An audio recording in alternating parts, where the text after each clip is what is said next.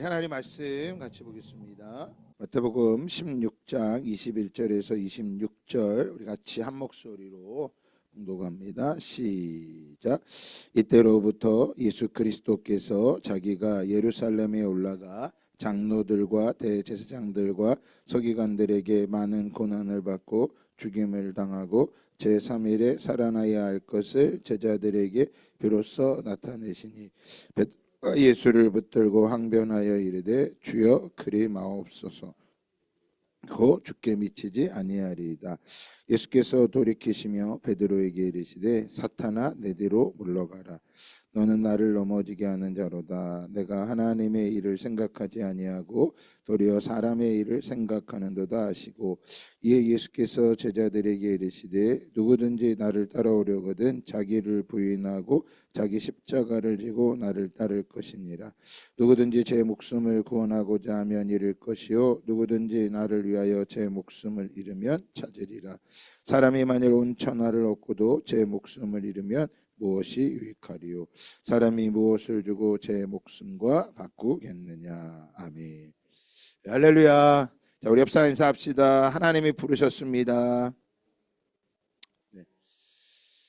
네, 하나님께서 우리를 부르셨습니다. 네, 우리는 이제 하나님이라고 말합니다. 근데 이스라엘 유대인들은 하나님이라는 말을 하기가 어려워합니다. 왜냐하면 그분이 너무 높으신 창조주 하나님이기 때문에 부르지 못합니다. 쉽게 말하면 이런 거죠. 아버지의 이름을 함부로 부르지 않는 것과 같은 것입니다. 그래서 아버지라고 하지 않고 이제 아빠라고 말하는 것과 같은 것입니다. 그러나 우리는 아버지 하나님을 부를 수 있는 건 큰 은혜이고, 하지만 그분의 이름을 부를 때 함부로 부르는 것이 아니라 우리의 모든 마음을 담아 그분의 이름을 부르기 나아가기를 축복합니다. 우리 새벽에 지금 고난주간 3일째 새벽 기도를 하고 있습니다. 부르심에 대해서 말씀을 전하고 있습니다. 어제도 이 부르심을 향해 나아가려면 우리 한 사람 한 사람이 교회로 부르셨다라는 것을 말씀드렸습니다. 그래서 교회를 그저 다니는 게 아니라 주님을 따라가는데 그 부르심을 분명히 이해해야 된다고 말씀을 드렸습니다. 그래서 24절의 말씀에 보면 이에 예수께서 제자들에게 이르시되 누구든지 나를 따라오려거든 자기를 부인하고 자기 십자가를 지고 나를 따를 것이니라. 부르심입니다. 우리 주님이 우리를 부르셨을 때, 여러분 서울대학에 들어가려면 조건과 자격이 있습니다. 점수가 돼야지만 갈 수 있는 것이죠. 직장에서도 직원들을 뽑을 때 그 직장에 맞는 조건이 있어야 됩니다. 우리가 주님을 따라가는 데 있어서 그것은 교회를 다니는 것은 당연한 거고요. 다니고 우리가 예수님을 믿는다고 할 때, 오직 믿음이라고 말할 때 그 믿음은 자기를 부인하고 자기 십자가를 지고 주님을 따라가는 것이라고. 그 주님을 따라가는 데 있어서 우리가 교회로 한 사람 한 사람을 불렀다고 말씀을 드렸습니다. 그리고 그 길을 따라가는 데 있어서 교회가 아니면 그 길을 따라갈 수가 없다고 말씀드렸습니다. 그래서 우리 주님이 베드로의 고백을 통하여서 교회를 세우셨다고 말씀하셨습니다. 여러분, 어떤 것을 볼 때 어떻게 해석하느냐에 따라 달라지게 되는 것입니다. 성경을 볼 때도 성경을 축복이라고 볼 수도 있습니다. 하지만 그 성경을 기록한 분은 성경이 축복이라고 하는 것을 말하지 않는 것도 있습니다. 다니엘서를 가르쳐서 많은 사람들이 이걸 축복으로 생각합니다. 그래서 다니엘이 가지고 있는 신앙의 축복, 그래서 다니엘이 지혜를 얻고 믿음의 최고의 능력을 받아서 권력의 최고의 정점에 이르는 것, 그래서 바벨론 그 제국의 총리가 되는 것, 그걸 축복이라고. 그래서 그 축복을 받으려면 믿음을 지키기 위해서 뜻을 정해야 되고 열심히 기도해서 하면 그런 지위와 능력을 얻는다고 해서 다니엘의 신앙을 축복으로 연결시켜서 다니엘의 검색을 해보면 다니엘 기도회, 다니엘 학습법, 다니엘의 믿음, 다니엘의 성공, 이런 이야기들이 많이 기록되어 있습니다. 그러나 여러분, 성경은 다니엘 시대에 다니엘만 있었던 게 아닙니다. 같은 동시대에 살았던 인물들이 있습니다. 그것은 하박국 선지자, 예레미야 선지자, 에스겔 선지자와 같은, 예레미야 선지자 같은 그런 선지자들도 있어요. 그래서 다니엘만 뛰어난 게 아니었습니다. 우린 다니엘의 축복, 다니엘의 성공을 말해야 되는 것만이 아니라 당시 하박국 선지자는 어떻게 했는지, 예레미야 선지자는 어떻게 했는지, 에스겔 선지자는 어떻게 했는지. 그런데 저도 들어봤는데 하박국 기도회, 에스겔 기도회, 예레미야 눈물의 기도회, 뭐 그런 거는 들어본 적이 없는 것 같아요. 오직 누구만이요? 다니엘이 뜻을 정해서 하나님의 축복으로, 그 축복을 받아서 우리가 세상을 뭐 해야 된다? 선교해야 된다. 그럴듯합니다. 좋습니다. 여러분, 또 틀린 말은 아니에요. 그걸 틀리다고 말하고 싶지도 않습니다. 그러나 하나님께서는 그걸 통해서 말씀하시고자 하는 것이 무엇인지 그 의미를 발견하려면 하박국만 보면 안 됩니다.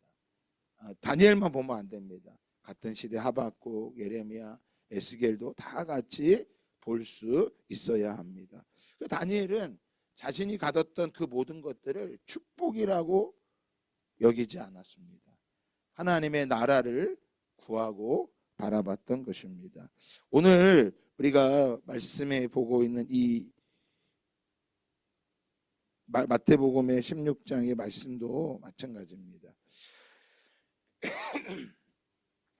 이때로부터, 21절에 이때로부터, 여러분, 이때라고 하는 것은 바로 베드로의 고백의 사건이 있었던 이유. 그럼 베드로의 고백은 아주 중요한 고백이라는 것을 알 수 있습니다.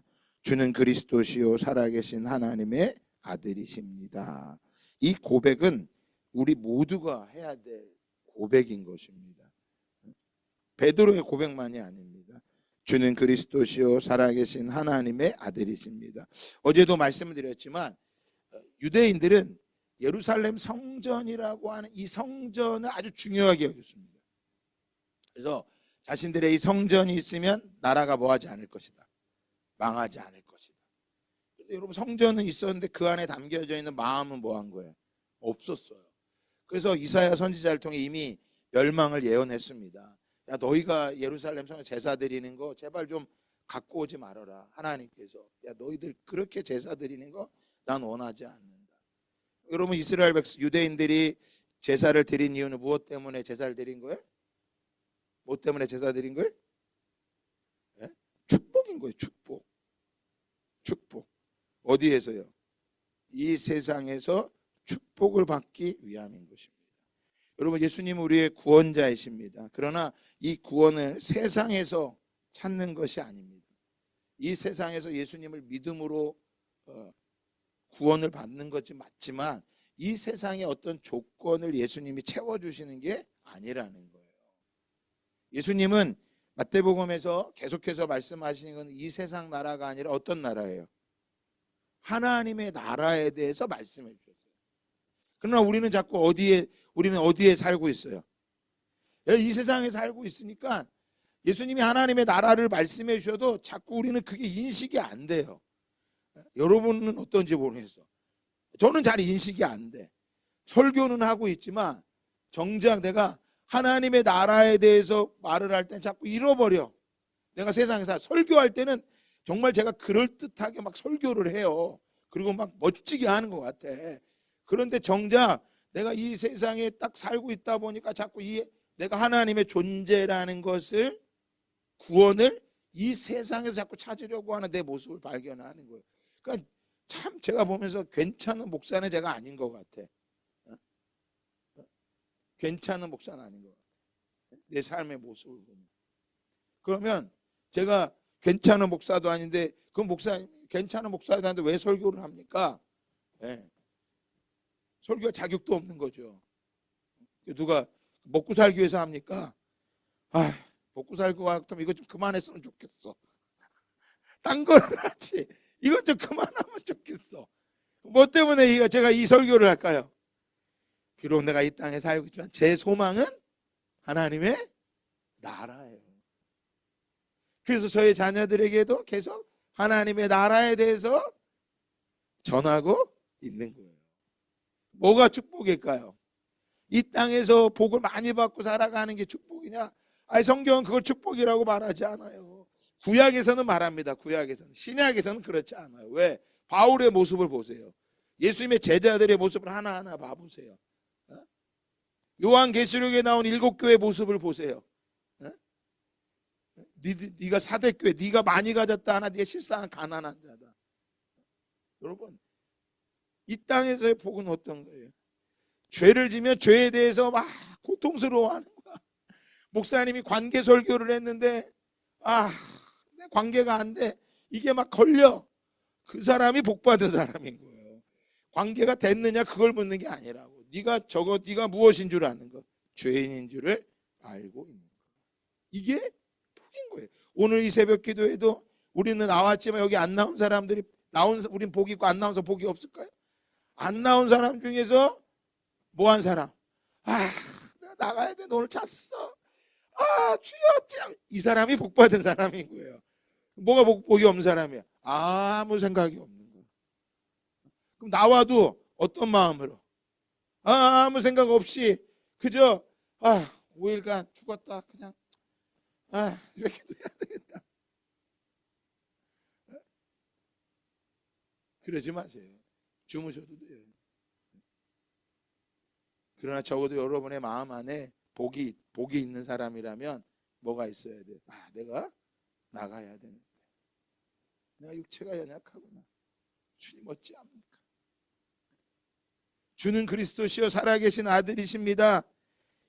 말씀하신 이 고백을 듣고 예수님은 이 세상의 나라에서 구원자를 찾는 것이 아니라 하나님의 나라에 들어가는 유일한 구원자가 예수 그리스도. 그래서 오직 천국 복음에서 천국 복음을 듣고 그 나라에 들어가는 길은 오직 믿음으로 반응해야지만 뭐 할 수 있는 거예요? 들어갈 수 있는 거예요. 이 고백, 위대한 고백을 했던 베드로가 뭐라 그래요? 22절에 뭐라고 말합니까? 베드로가 예수를 붙들고 항변하여 이르되 주여 그리마옵소서 이 일이 결코 주께 미치지 아니하리다. 항변했어. 말도 안 되는 소리 하지 마세요. 말도 안 되는 소리 하지 마세요. 말도 하지 마세요. 안 됩니다. 예수님 결코 그런 일들이 내가 그런 일들을 뭐하게 당하지 않도록 하겠습니다. 사랑하는 여러분, 베드로의 이 고백이 틀린 고백이 아니라고요. 이 땅에 인동한 주님을 어떻게 바라보는지. 지금도 우리가 제가 아까도 말씀드렸지만 제 모습이 내가 하나님의 나라를 전하지만 여전히 제가 순간순간 제가 이 땅에 살다 보니까 주님 앞에 항변을 할 때 있단 말이에요. 제가 항변을 한다고요. 뭐라고요? 제가 평생을 주님 나라 위해 살아갔는데 제가 이게 왜 이렇게 돼야 됩니까?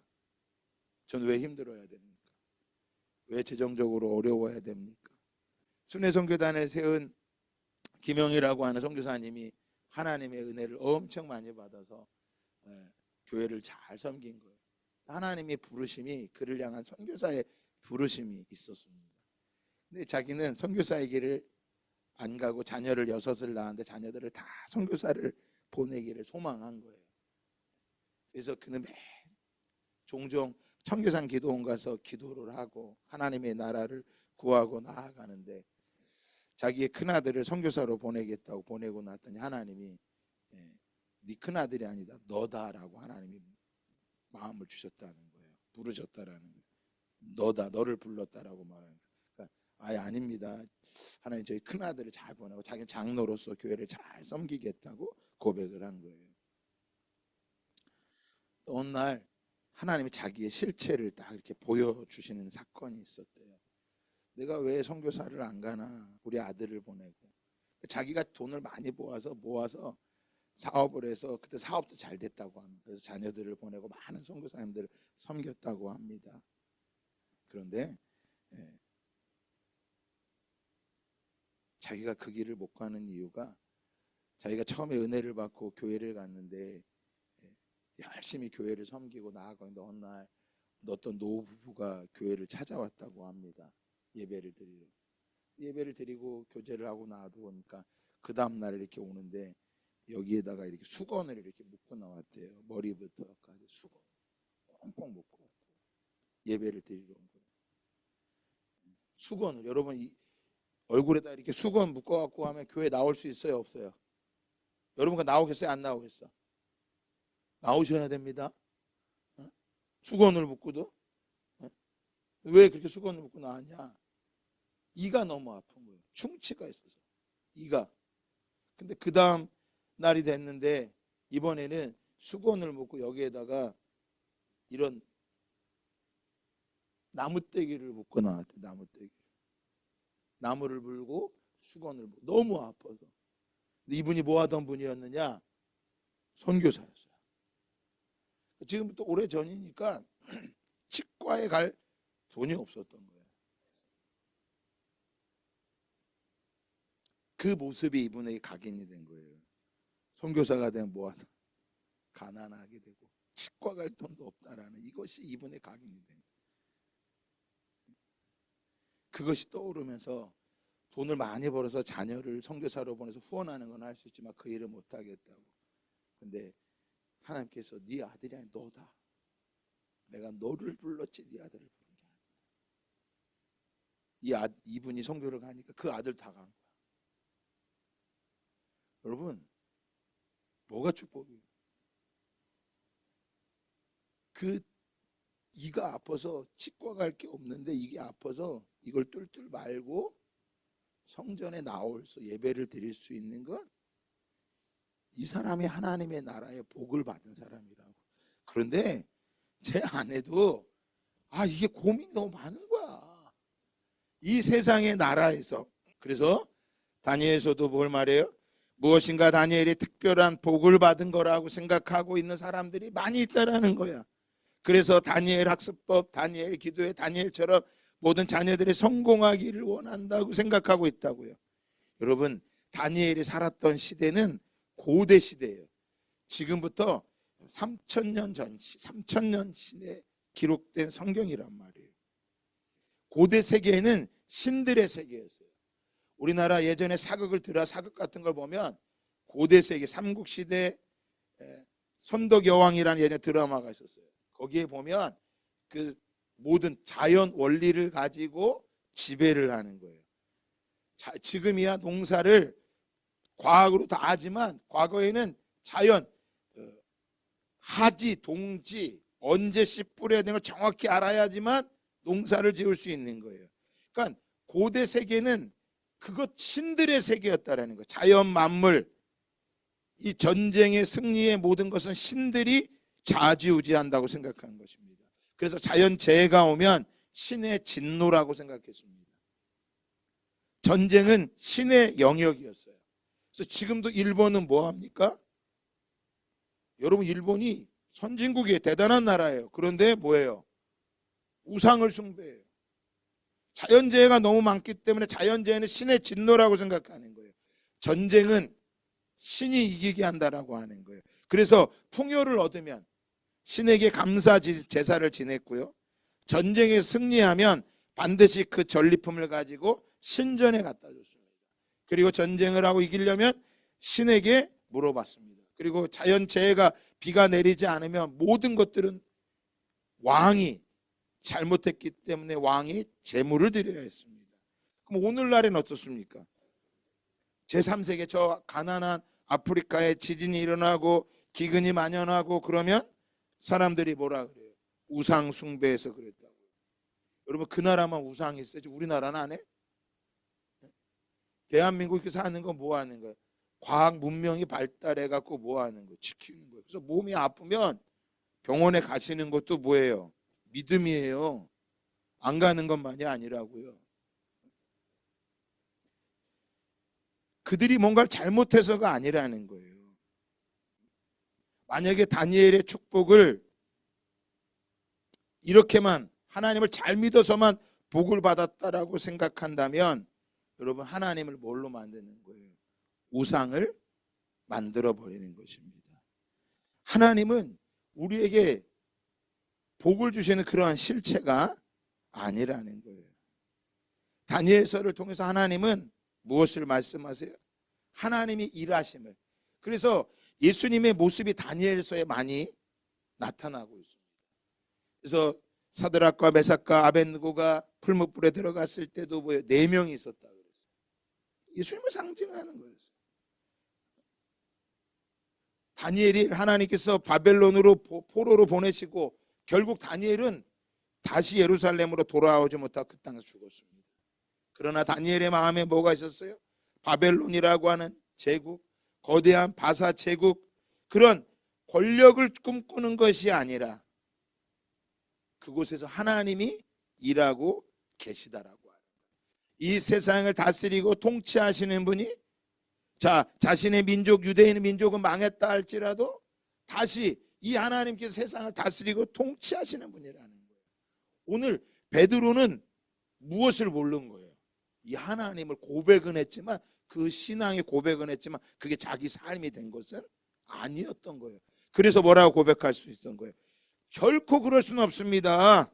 주님이 고난당해야 될 이유가 없습니다. 왜 예수님이 고난당하셔야 됩니까? 왜 예수님이 죽어야 합니까? 절대 그러면 안 됩니다. 반드시 뭐 해야 됩니다?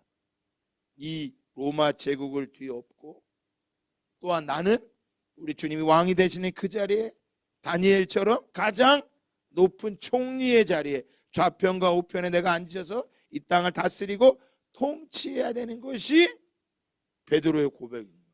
이렇게 되면 그 고백은 뭐 하는 거예요? 우상의 고백이 되는 거죠. 예수님은 베드로에게 말씀하시죠. 그를 가르쳐준, 그런 고백을 하게 한 사탄에게 말하죠. 사탄아, 내 뒤로 물러가라. 너는 나를 넘어지게 하는 자로다. 여러분, 이전에 주는 그리스도시요 살아계신 하나님의 아들이십니다. 이 고백을 할 때 예수님 뭐라고 말씀하셨어요? 시몬에게, 야 바요나 시몬아 복되다. 네가 똑똑하구나, 이렇게 말하지 않았어요. 뭐라고 말했어요? 네 것을 알게 한 이는 네가 아니다. 네 혈육이 아니라 내 아버지께서 가르쳐 주셨다. 아버지께서 계시로 보여주셨다. 그래서 뭐 하는 거예요? 또 주님 결코 일이 주님에게 미칠 수 없습니다. 내가 반드시 미치지 못하도록 지키겠습니다. 예수님이 이제 또 뭐라 그래요? 시몬아 네가 복되다, 이렇게 하셨던 분이 사탄아 내 뒤로 물러가라. 그러니까 지금 베드로가 뭐 한 거예요? 순간 바뀌어버린 거예요. 순간.